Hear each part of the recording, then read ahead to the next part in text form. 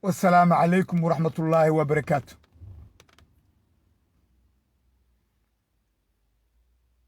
J'ai été coupé.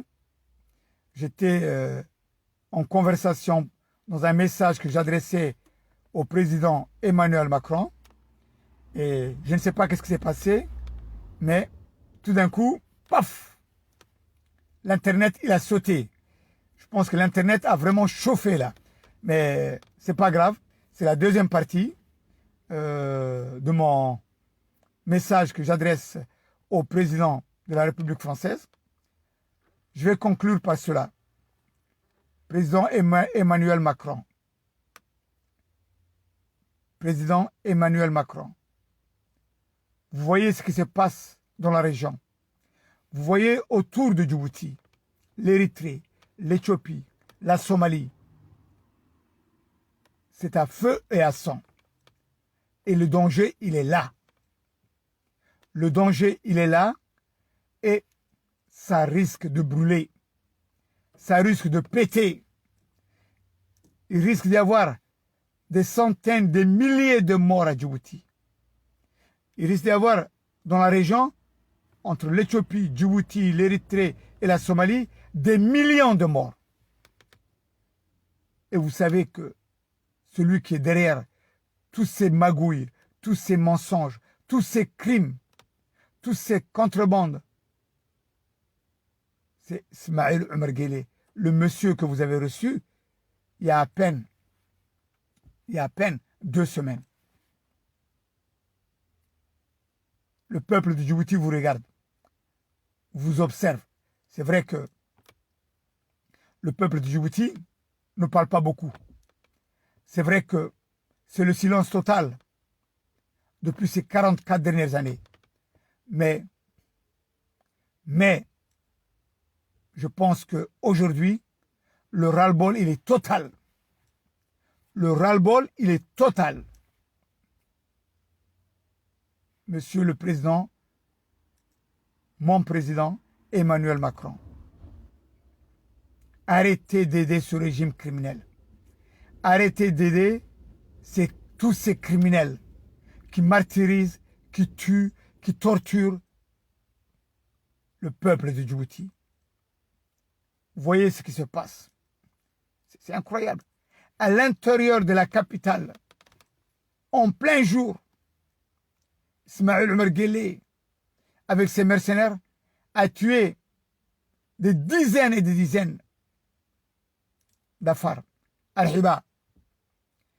Il a massacré des milliers à Tadjoura, Obok, Dikil et ainsi de suite. Des milliers devant les satellites français, devant la sécurité française, militaire ou autre, sans réagir. Et dernièrement, en 2015, en plein jour, avec les tanks, il est allé raser, tuer des dizaines de Djiboutiens à Belbala, Bouldoro.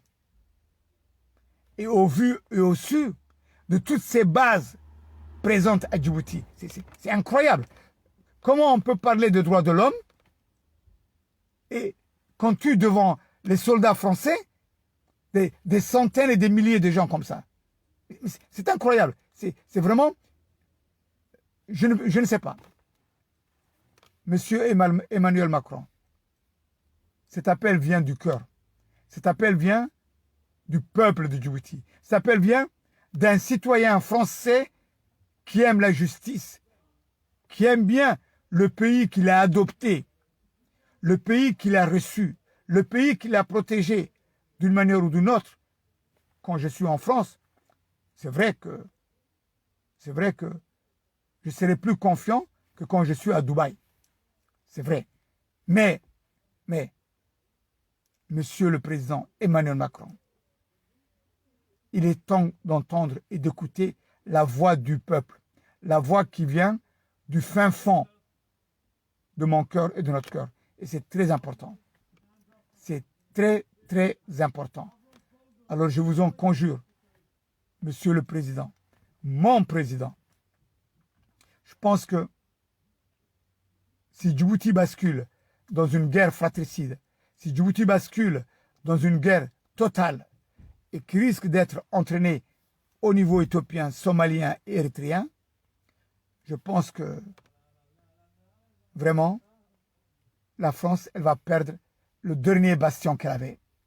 Et surtout, elle va perdre, ou elle risque de perdre, l'amitié, la fraternité, l'amour que ce peuple avait pour la France. Et je ne veux pas que ça arrive. Nous ne voulons pas que ça arrive. Mais il ne faut pas arriver à ce stade-là. Il est encore temps de changer l'histoire. Il est encore temps de reconstruire de nouveaux leaders, une nouvelle politique et surtout une nouvelle attente pour la justice de Djibouti. Et surtout, il faut que les criminels du juge Borel, paix à son âme, le juge qui a été envoyé à Djibouti,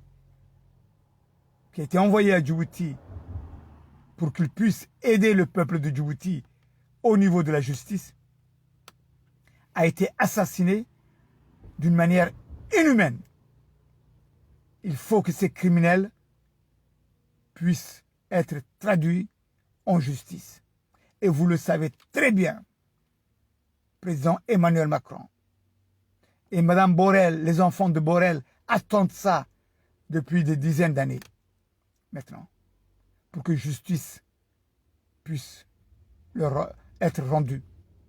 Alors, je vous conjure, Emmanuel Macron, mon président, président de la République française, il ne faudrait pas que vous quittiez ce fauteuil avant que vous rendiez justice au peuple de Djibouti.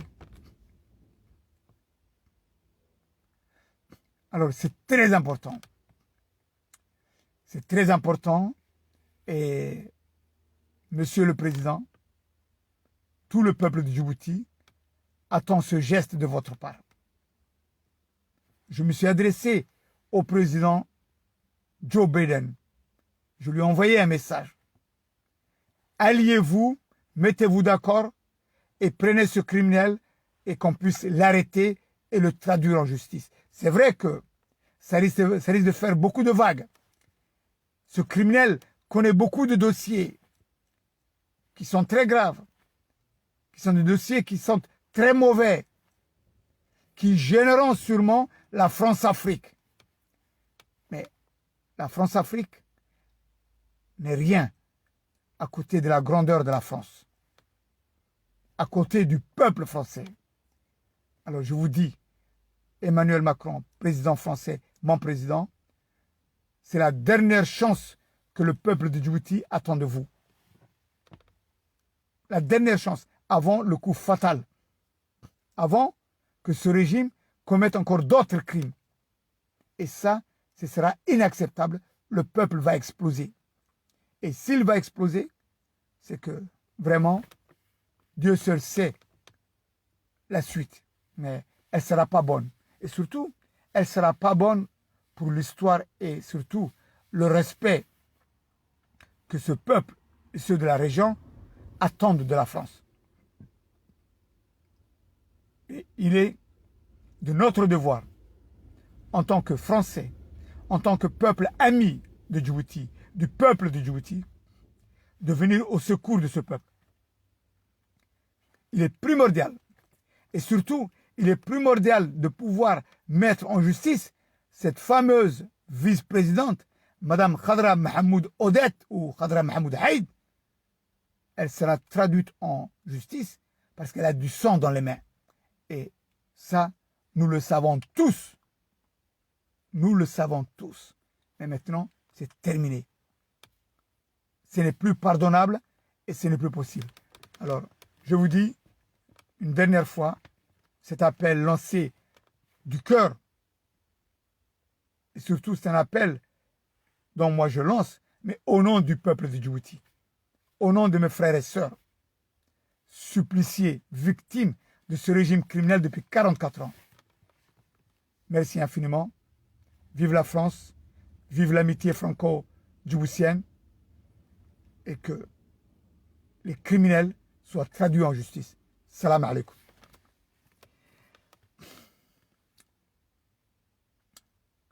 Maintenant, je vais m'adresser au vice-premier ministre. Je vais être assez court. Avec le vice-premier ministre de l'Éthiopie, Demeke Mekonnen. Puisque officieusement ou officiellement, l'ancien premier ministre Abiy Ahmed n'est plus le sujet. Il n'a aucun contrôle, il n'a rien. Ce qui dirige aujourd'hui l'Éthiopie et qui le dirige d'une manière assez bestiale, si on peut dire, et criminelle, c'est Demeke Mekonnen, le vice-premier ministre, et l'actuelle présidente de la République fédérale d'Éthiopie, Madame Sahle-Work. Je vais vous dire ceci. L'Éthiopie est en train de basculer dans une guerre civile qui sera vraiment fratricide, dangereuse. Monsieur Mekonnen, vous connaissez un petit peu et vous connaissez parfaitement l'histoire de Djibouti et le peuple de Djibouti. Monsieur le vice-premier ministre ou l'actuel premier ministre Demeke Mekonnen, je vous dis, je vous adresse ce message. Il est temps d'arrêter de supporter et d'aider ce criminel à Djibouti qui s'appelle Ismaïl Omar Guelleh. Ce régime criminel ne doit plus rester en place. Et il est fondamental à ce que ce régime-là puisse être radié de la carte. Vous savez très bien, monsieur le vice-premier ministre Demeke Mekonnen, que ce qui se complote en Éthiopie, en grande majorité, elle vient de Djibouti. Vous savez, le trafic d'armes, de drogue, d'argent sale en provenance de Djibouti, vous le savez très bien, dans les deux sens. Éthiopie, Djibouti, Djibouti, Éthiopie. Et vice-versa, Djibouti, Somalie, et ainsi de suite. Il est temps que ça s'arrête. Alors le peuple de Djibouti vous demande, monsieur le Premier ministre actuel, réel, ce n'est pas Abiy Ahmed, c'est Demeke Mekonnen. Le peuple de Djibouti vous demande d'arrêter le support que vous apportez à ce régime criminel d'Ismaïl Omar Guelleh. Voilà ce que je voulais vous dire en 2 points finaux. Wassalamu alaikum wa rahmatullahi wa barakatuh. Là, je vais un petit peu rentrer dans le sujet qui nous intéresse tous. Je m'excuse, j'ai été assez lent, mais il fallait passer par là pour que nous puissions expliquer les raisons qui m'ont amené à faire ce débat-là. Et le sujet dont je vais aborder maintenant, en français, pendant 15-10 minutes, c'est Mohamed Kadhami. Mohamed Kadhami, sans rentrer dans le détail, c'est un Djiboutien, c'est un compatriote, mais c'est un compatriote qui, plus ou moins, est manipulé. Et le problème qu'il y a avec Mohamed Kadhami, c'est que c'est une personne qui est faible au point de vue caractère. Ça veut dire quoi, faible au point de vue caractère? C'est pas quelqu'un qui prend des décisions, c'est pas quelqu'un qui des fois, même s'il faut faire des sacrifices, dire les choses telles qu'elles sont. Non. Il a toujours biaisé. C'est comme ça, Mohamed Kadhami. Toujours. Et regardez Mohamed Kadhami, quand il vous parle, quand vous discutez avec lui, de n'importe quel sujet ou autre, il vous regarde jamais les yeux dans les yeux. Jamais. Ses yeux sont toujours en mouvement. En mouvement. C'est comme si il évitait votre regard. Je connais l'homme. Je connais l'homme depuis des années. Presque 40 ans, si ce n'est pas plus. Alors dans ce contexte-là, pourquoi je viens vers lui? C'est que tout simplement, Mohamed Kadhami, c'est un compatriote à moi. Il est comme moi à Afar. C'est un frère. Même, on a des liens de parenté qui ne sont pas vraiment très éloignés. Mais cet homme a fait beaucoup de mal. Pourquoi? Il faut comprendre la raison. Pourquoi il a fait tout ce mal-là? Mais tout simplement, c'est que le régime a trouvé son point faible. Le régime Ismaël Omar Guelleh a trouvé son point faible. Et son point faible est que c'est une personne qui n'a pas une personnalité à faire face quand il y a à prendre une décision. Jamais. Combien de fois j'ai discuté avec Mohamed Kadami? Combien de fois je lui ai donné des conseils? Combien de fois je lui ai dit certaines choses qui, même si des fois elles étaient désagréables ou qu'ils n'avaient pas la même vision que lui, et que lui, sa réponse a toujours été, écoute, donne-moi quelques jours, laisse-moi réfléchir, laisse-moi voir. Mais voir quoi? Il le voit, il le sait et tout. Mais tout simplement, c'est qu'il ne prend pas des décisions lui seul et il n'est pas apte à prendre des décisions. Non, il faut qu'il puisse demander à d'autres personnes. Et malheureusement, c'est que ces autres personnes-là ont toujours été soit ceux qui sont à Djibouti, à l'intérieur de ce régime en place au niveau Afar, plus connu sous le nom de Agaba, ou deuxième cas, Allah Rahman, son beau-père, Dabel Awar, ou Dabel Qassim, j'ai oublié son nom de famille, je m'excuse. Les Agaba, son beau-père, et la personne qui le tient en main totalement, c'est qui? Aïcha Dabele, son épouse. Oui, tout simplement.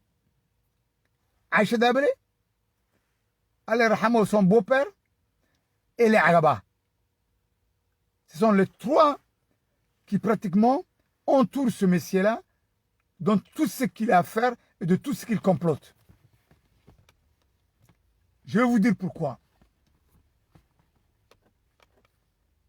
Il faut revenir en arrière. Il faut revenir en arrière quelques années avant. Il faut revenir en arrière quelques années en avant.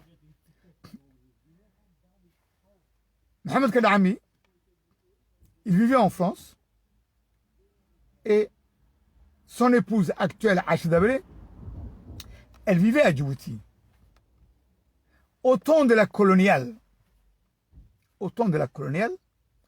Mohamed Kadami et Aïcha Dabele se connaissaient, mais un petit peu de loin, puisqu'ils n'étaient pas dans la même sphère. Elle habitait, si on peut dire, du côté, ce qu'on appelle Goutka, au-dessus, et lui, Kadami, il habitait du côté du Kartekat, dans sa jeunesse. C'est-à-dire qu'ils n'avaient pas le même monde. Mais par contre, Mohamed Kadami était un ami au frère aîné de Aïcha Dabele, Mohamed, Allah yarhamo. Regardez bien les connivences. Les connivences qui se mettent en place. Aïcha Dabele, son grand frère, était ami avec Kadami. Aïcha Dabele, c'était une amie d'enfance à Khadra Mahmoud Haïd. Khadra Mahmoud Odette. Regardez la corrélation. Khadra Mahmoud Odette ou Haïd était à l'école avec Aïcha Dabele, l'école qu'on appelait, ou qu'on appelle jusqu'à présent, je ne sais pas, la Nativité, en face de l'ambassade américaine. Vous voyez un petit peu? En face de l'ambassade américaine. Ça veut dire que les liens qu'il y a entre Khadra Mahmoud Odette et Aïcha Dabele, c'est vraiment depuis l'enfance. Les liens qu'il y a entre Mohamed Kadami et Aïcha Dabele, au niveau familial, c'est vraiment assez loin. Pourquoi je dis ça? Mais tout simplement, c'est que il faut comprendre le système djiboutien. Bon, Khadra, elle a grandi. Aïcha Dabele, elle a grandi. Kadami, il a quitté Djibouti. Il est venu en France poursuivre des études. Ok.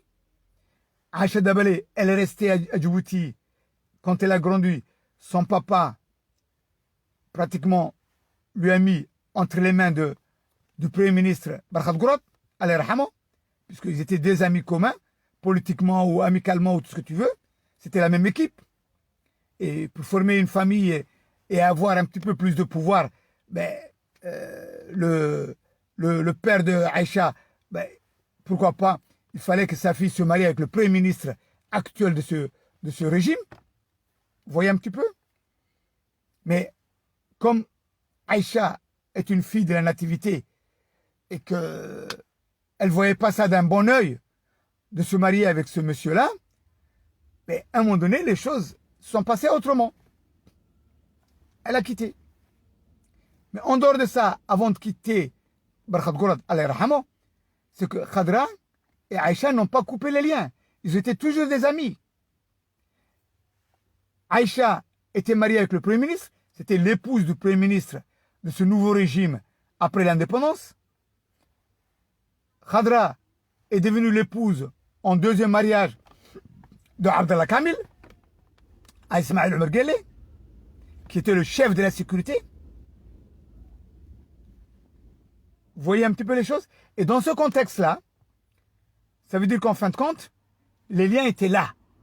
Khadra, elle a vraiment en main Aïcha Dabale, où pratiquement, les après-midi, elle allait passer faire leur partie de kat ou de chicha ou autre au domicile du Premier ministre Barkhad Gourad, et vice-versa. Des fois, Aïcha, elle venait chez le directeur de la sécurité djiboutienne, Ismaël Omar Guelleh, à son domicile, qui était en face, vous savez, à côté de l'hôpital Pelletier. C'est comme ça qu'en fin de compte, les va-et-vient et l'amitié était là. Et c'est une amitié qui dure depuis la nativité, depuis l'école française, assez jeune.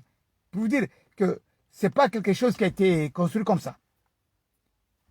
Moi, je connaissais ces gens-là, tout simplement parce que moi aussi, je suis de Charles de Foucault. J'étais à l'école avec les frères Elmis et Jama, qui étaient au Charles de Foucault. Bon, c'était des grands frères plus âgés que moi, mais on était ensemble. Ok?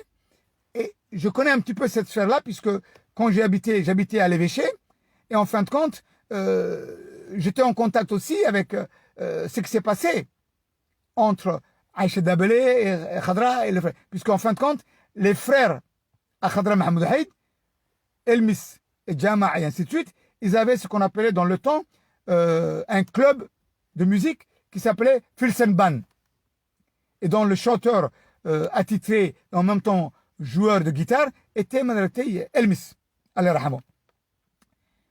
C'est pour vous dire que dans ce contexte-là, le samedi soir ou le vendredi soir, le Filsenban jouait ce qu'on appelait le fameux bar qui était du côté des Tritons, le bar Triton.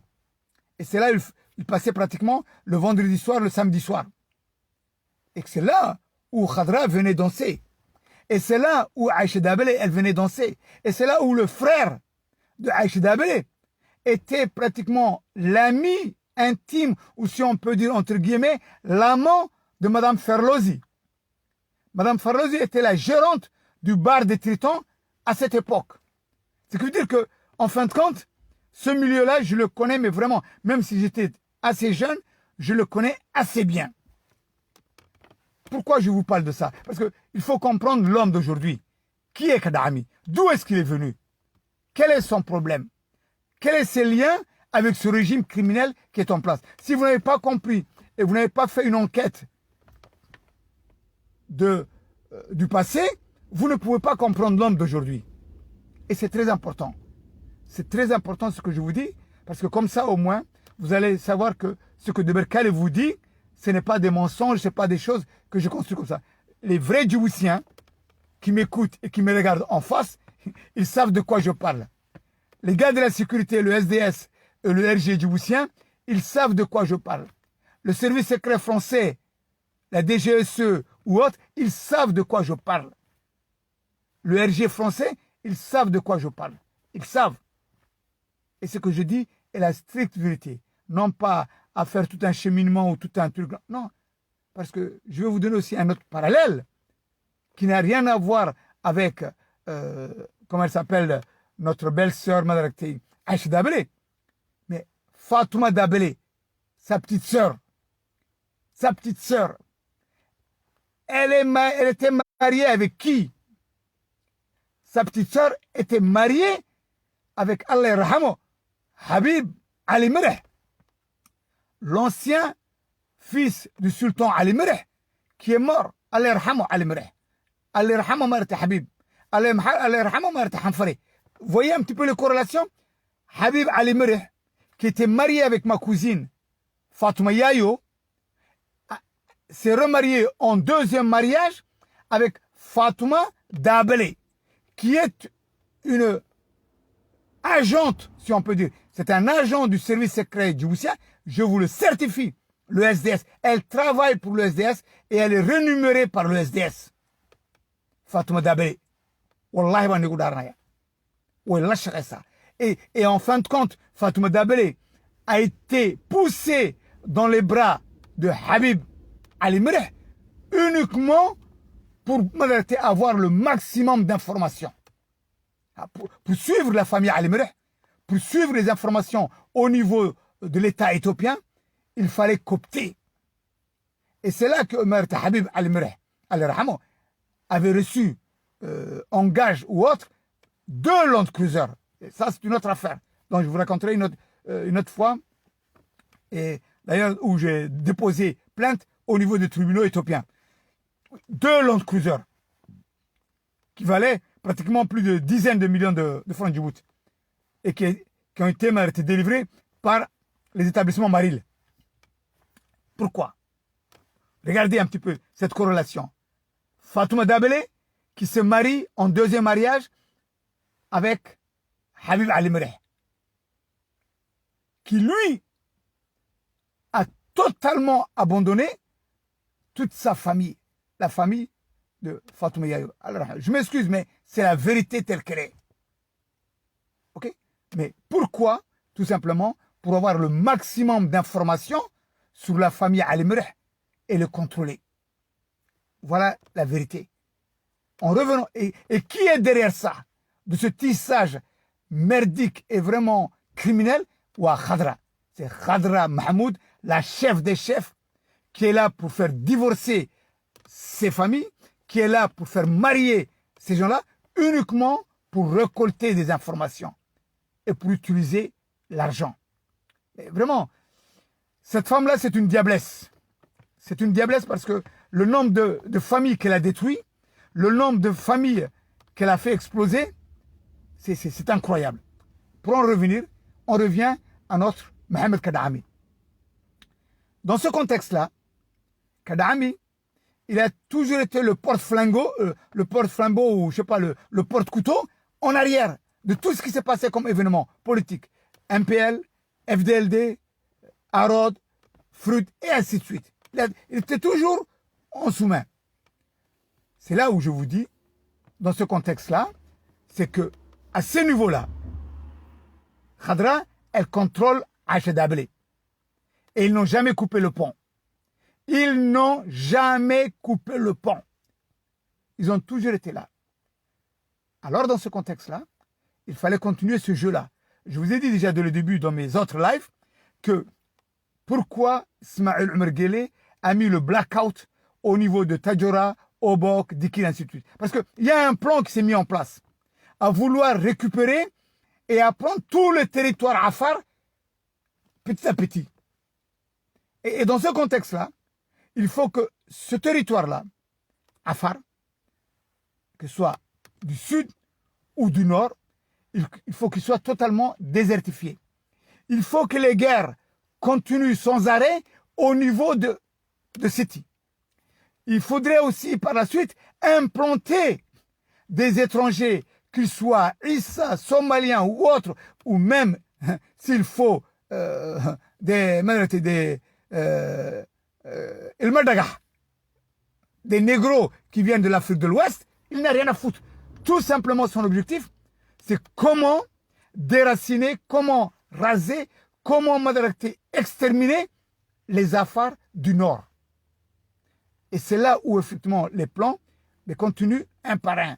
Et c'est là où le lac Assal a été totalement pris sous l'emprise d'un cinquième État parallèle qu'on appelle la région de Arta, créée de toutes pièces.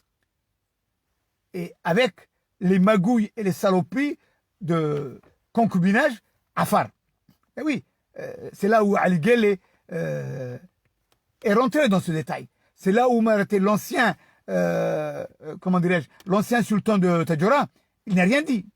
Ou plus ou moins, il a fait juste semblant, mais à un moment donné, il l'a fermé. Donc, tout ça, c'est une stratégie qui a été mise en place par Ismaël Omar Guelleh pour foutre la merde et la zizanie entre Afar et Issa. On continue. On continue. Dans ce contexte-là, comme je vous ai dit, il y avait Frud 1, et c'était Adoïta, Mohamed Adoïta. Frud 2, Ougoure Kifli, Ali Guelleh, Jean-Marie. Frud 3, Ahmed Dini. Frud 4, Kadami. Mais Kadami, il a joué le jeu avec Aïcha Dabelé depuis toutes ces années-là. Parce que vous savez, pour qu'on puisse laisser toute cette armée-là au nord et au sud, il faut trouver une excuse. Il faut trouver une excuse. Et à chaque fois que les Américains, les Français ou d'autres pays ou d'autres investisseurs voulaient investir à Tadjoura, à Obok, à Dikil, ainsi de suite, non, non, non, non, non, non, non, c'est une région qui est en guerre civile. Il y a un front qui s'appelle Frut et dont le président il est à Paris en concubinage avec les Français et c'est dangereux parce qu'il tue, il pille, c'est dangereux. Il ne faut pas y aller. Mais regardez, regardez, regardez, c'est incroyable, mais c'est une vérité. Voilà le jeu que Kadami il a pratiquement joué toutes ces années-là avec son épouse Aïcha Dabelé. Parce que son épouse Aïcha Dabelé, elle ne s'arrête pas où elle va tout le temps chez Khadra Mahmoud Haïd à Paris. Elle va la nuit, à des heures différentes, mais en cachette ou autre. Tout le temps. L'argent qui est envoyé depuis Djibouti, elle est envoyée par soi-disant par des filières comme les transferts d'argent ou bien par des personnes qui, eux, jouent un petit peu les travestis. Et ça n'a jamais été, le pont n'a jamais été coupé. Voilà le travail de Kadami et de Aïcha Dabelé. Il faut coûte que coûte garder le nom Frud. Parce que c'est un business qui rapporte, c'est un business qui est connu et c'est un business qui est à l'avantage de Ismaël Omar Guelleh et son régime criminel. Tout simplement. Et c'est là, parce que ce qui est terrible, c'est que nous, les Djiboutiens, on se connaît tous. Que ce soit d'Obok, de Tadjoura ou de Dikil, on se connaît au Djibouti. Mais nous savons très bien qu'il n'y a pas de Frud. Jamais. Le Frud a toujours été, depuis le début, moi quand j'étais dans le Frud, tout au début, mais c'était on m'a trompé, on nous a trompés. Je vous ai expliqué dans mes lives passés que le Frud a été créé de toutes pièces pour tracer la ligne présidentielle à Ismaël Omar Guelleh. Et qu'il fallait éliminer tout ce qui était pratiquement en concurrence avec Ismaël Omar Guelleh. Moumin Badon, Ismaël Guédé Hared, comment elle s'appelle, tous ces écrits-là, Gabayo, et ainsi de suite, et ainsi de suite. Il fallait les éliminer. Et c'est comme ça qu'ils ont tous été éliminés. Et c'est pour ça que le Frud, il fallait donner une tête pratiquement qui a sauvé l'État djiboutien contre le criminel, contre les terroristes Afar. Et c'est là que Ismaël Omar Guelleh, il est devenu président. Mais cette idée-là, tous ces mensonges, mais Ismaël Omar Guelleh, il ne les a pas fait tout seul. Non. Mais qui était son proche conseiller? Qui l'avait aidé dans cette magouille? C'est la France. C'est incroyable. La France est toujours là-dedans. Dans ces magouilles, dans cette saloperie qu'on voit, la France, elle est toujours là. C'est incroyable. Hein? Mais la vérité, elle est là. Et chose qui est un petit peu dommageable pour la politique française, c'est que dernièrement, ce qui s'est passé, vous l'avez bien vu. quand le soi-disant Frud avait attaqué Tadjoura, qu'est-ce qu'on avait dit? Oh, le Frud, il a attaqué Tadjoura et ils ont tué, arrêté un gendarme. C'est incroyable. D'où est-ce qu'il y avait un gendarme? D'où est-ce que les Frud sont venus? Il y avait un pick-up, soi-disant un pick-up, où il y avait 2-3 bonhommes qui tiraient en 5 minutes. En 5 minutes. Un pick-up. Il est venu d'où, ce pick-up? Il est sorti comme ça dans la nuit, à Tadjoura. PK9, il y a un contrôle militaire très serré. Du côté de Randa, pareil, quand on vient qu'on rentre à Tadjoura. Du côté de Mabla, du côté de Ripta, c'est pareil. Mais d'où est-ce qu'il est venu, ce pick-up? Tout ça, c'est une magouille. Puisqu'en fin de compte, ce pick-up, il n'existait pas en réalité. Il est venu du camp militaire. Ali Hassan, le colonel, il est au courant. Ce sont des Somaliens, des Djiboutiens, qui étaient au camp militaire de Tadjoura, qui ont été habillés en civil, et dans le pick-up, il a démarré. Il a démarré à l'intérieur. Et c'est là qu'ils ont tué. Mais par contre, pour que les choses soient encore plus machiavéliques, il fallait tuer, il fallait verser le sang. Et c'est là qu'en fin de compte, ils ont tué, par accident ou autre, mais moi je plutôt par préméditation, ils ont tué le soldat Hersi.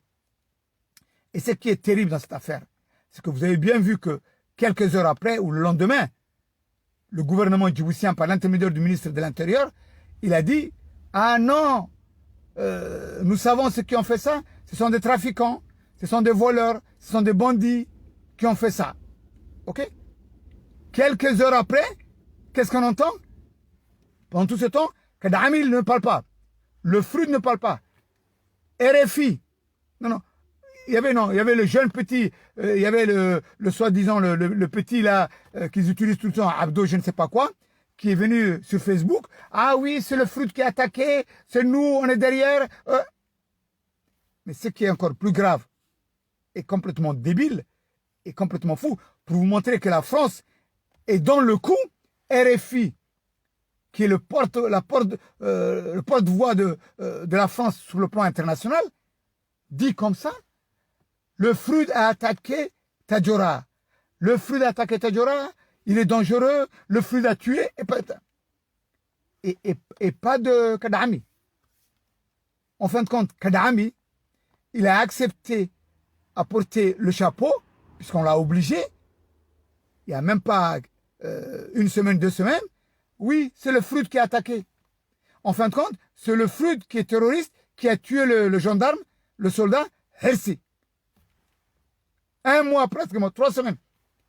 Notamment quand Fathi Boukao l'a accusé directement en disant « Tu es un menteur. Il n'y a pas de Frud, il y a Frud, ce n'est rien. » Tout ça, c'est des magouilles à Ismaël Merguele et en concubinage avec la France. Mais qu'est-ce que la France est toujours dans ce coup fourré-là? Comment se fait-il qu'un gars soi-disant réfugié politique, un gars soi-disant a une armée terroriste et qui attaque en face des bases militaires françaises à l'intérieur du pays? C'est débile. C'est complètement débile et démoniaque. C'est pour vous dire que les liens entre la France-Afrique, Ismaël Omar Guelleh et Kadhaami Aïcha Dabeleh, ils sont ramifiés. Totalement. Dans ce contexte-là, c'est là effectivement où effectivement Kadhaami, c'est un homme de paille. Parce que le problème qu'il y a, oui, c'est vrai, il y avait Mahdi Baré aussi, mais c'est un homme de paille. Qui tire les ficelles? C'est le SDS avec Ismaël Merguele et Khadra. Qui joue le jeu et qu'on utilise, c'est Kadhaami et Aïcha Dabeleh. Et après, maintenant, je vais parler de cette fameuse liste qui a été mise en place. Cette fameuse liste qui a été mise en place, soi-disant la charte de transition démocratique, vous allez voir les noms de ces gens-là. Vous allez voir le nom de ces gens-là, puisqu'en fin de compte, le système Ismaël Merguele, que ce soit Afar ou que ce soit Issa, il a toujours utilisé des prête-noms ou des agents de père en fils. De père en fils.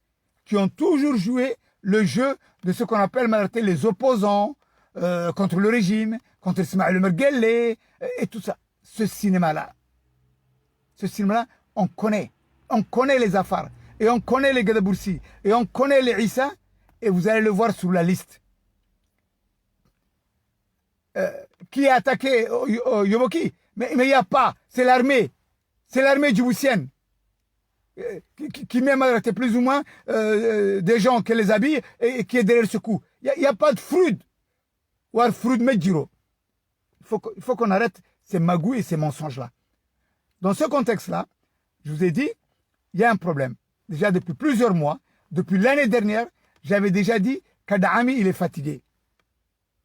Kadhaami, il est malade. Aïcha Dabele, elle est fatiguée. Ils veulent tous rentrer à Djibouti. Et en plus, Allah Rahamo, Dabele, le père de Aïcha, qui était en même temps le conseiller de Mohamed Kadhaami, il est parti. Et ça a fait un sacré choc. Dans ce contexte maintenant, Kadhaami, il est fatigué aussi. Il veut rentrer à Djibouti. Et pour rentrer à Djibouti, il faut que Ismaël Omer Guelleh et Khadra puissent lui faire ce qu'on appelle une ligne qui le fasse rentrer, mais la tête haute. Ça veut dire que c'est à peu près de la même manière qu'on avait acculé Ahmed Dini en France, et que d'un moment donné, des fois, Ismaël Omer Guelleh envoyait des messages à Ahmed Dini, parce que des fois, vous vous souvenez un petit peu des immeubles à Ahmed Dini du côté de la Siesta, il coupait l'électricité. Parce qu'Ahmed Dini, en fin de compte, et ses enfants, ils vivaient de ce logement où pratiquement ils gagnaient leur vie et vous avez un salaire tous les mois. Mais Ismaël Omer Guelleh, comme pour faire chier Ahmed Dini et pour le serrer encore davantage, mais il coupe l'électricité de tous les immeubles à Ahmed Dini ou toutes les habitations à Ahmed Dini. C'est tout. Et c'est là qu'Ahmed Dini, en fin de compte, il a été acculé lui aussi. Et qu'à un moment donné, il n'avait pas d'autre choix. Parce que ça, quand Ismaël Omer Guelleh coupe l'électricité et autres, les factures vont commencer à monter. Et à un moment donné, des plaintes vont se mettre en place au niveau des tribunaux pour saisir les immeubles. Ça, c'était le plan B de Ismaël Omer Guelleh de Khadra. Et pour ne pas arriver là, Ahmed Dini, à un moment donné, il était obligé de pouvoir accepter ça. Mais par contre, il y a un gars qui, lui, était toujours en porte-à-faux avec Marthe Aïcha Dabele, qui, lui, ne pouvait pas rentrer avec Ahmed Dini. Il fallait les mettre en contre-coup. Ah ben oui. Ah oui, parce que il fallait que quelqu'un puisse prendre la relève. Ça veut dire que Ahmed Dini, on le fait rentrer, et il va signer un pacte comme quoi il y aura la paix entre Ahmed Dini et ainsi de suite. On va prendre 100, 200, 250 bonhommes du côté de Mabla Tadjoura, y compris à Djibouti, en disant ce sont les gars du Froud. Et pour la démobilisation, on va les octroyer 200, 300 millions de francs Djibouti, payés par la communauté européenne, payés par les hommes d'affaires ou ainsi de suite ou autres. Les magouilles sont là. Et c'est là qu'en fin de compte, c'est vrai, Ahmed Dini, il s'est retrouvé avec 150, je sais pas, 200 millions de francs Djibouti pour la démobilisation. Mon œil. Mon œil. Parce qu'en fin de compte, qui ont été démobilisés? Parce qu'en fin de compte, ceux qu'on a pris de Tadjoura au Bok ou autre, mais ils n'ont jamais été Froud. Ils n'ont jamais été Froud. Mais simplement, c'était des porte-noms qu'il fallait mettre sur la liste des noms bidons.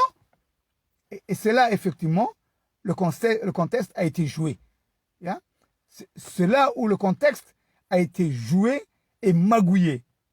Et en fin de compte, Ahmed Dini, il a menti au peuple de Djibouti. Il a joué le jeu parce qu'il a vu d'un côté aussi, il n'avait pas d'autre choix parce qu'il savait très bien que les prochains coups fourrés, c'était carrément le vol de ses habitations et de ses immeubles. Mais par contre, l'argent qu'il avait et qu'il fallait pratiquement voir comment s'en servir, c'est un autre cousin à moi, Youssouf Moutouna, qui lui a volé, qui lui aussi a pris sa part. Voilà. C'est comme ça que le jeu... Et c'est comme ça qu'effectivement, en fin de compte, quand Ahmed Dini est rentré, Kadhaami a repris le flambeau. Ah, le président du Froud, c'est moi maintenant. Le président du Froud, c'est moi. Et rebelote, c'est pour ça que Ismaël Omer Guelleh, il gardera toujours le blackout dans la région Obok, Tadjoura et le sud territoire Afar, militarisé. Aucun investissement et ainsi de suite. Mais en dehors de ça, Ismaël Omer Guelleh, il ne va pas rester là. mais il continue à empoisonner les puits des pauvres nomades. La plupart des puits nomades qui sont là-bas, la nuit ou à des heures ou quelques où les gens ne le voient pas, on les contamine. On les contamine avec du poison, notamment du bromure ou d'autres produits qui tuent tous ces gens-là qui boivent cette eau polluée pendant quelques mois après. Mais combien de gens, statiquement, qui meurent dans la brousse? Combien? Pour des raisons arrêtées. Le maximum de gens, les informations que nous avons, au niveau de ces morts là-bas, elles viennent du foie et elles viennent des reins. Le maximum, les nomades qui crèvent dans toutes ces régions-là, c'est les reins ou c'est le foie. Et tout ça, tout particulièrement, parce qu'on les contamine avec l'eau qu'ils boivent.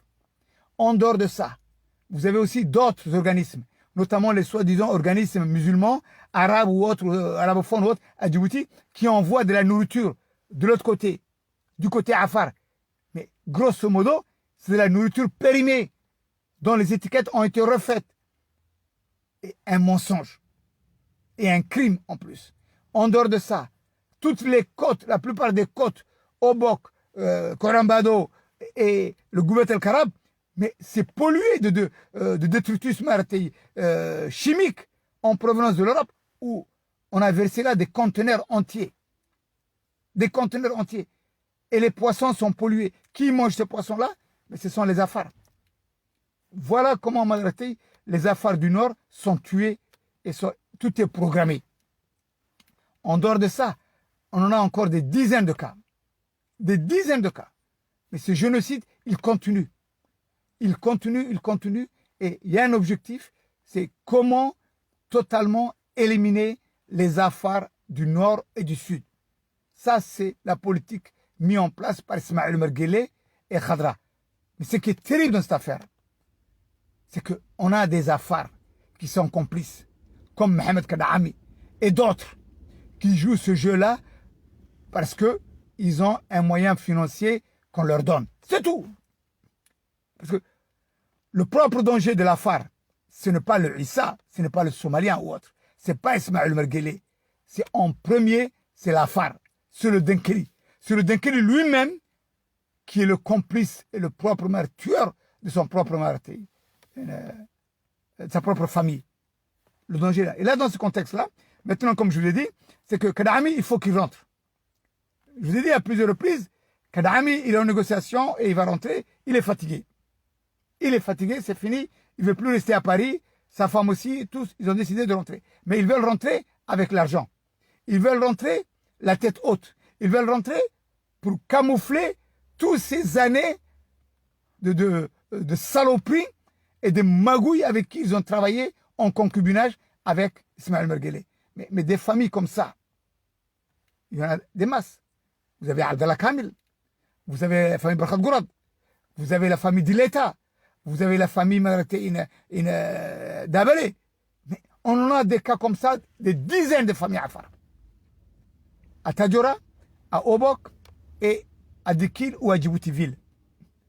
Et c'est là où le bas blesse. C'est là où le bas blesse, c'est qu'il ne faut pas voir uniquement le criminel Ismaël Merguele, mais le plus grand criminel, ce sont les Afars eux-mêmes. La réalité. Et là maintenant, Kadhaami, d'après son programme avec Ismaël Merguele, ils veulent rentrer. Ok, rentrer comment? Ils veulent rentrer parce que il faut que malgré... Attendez juste une minute.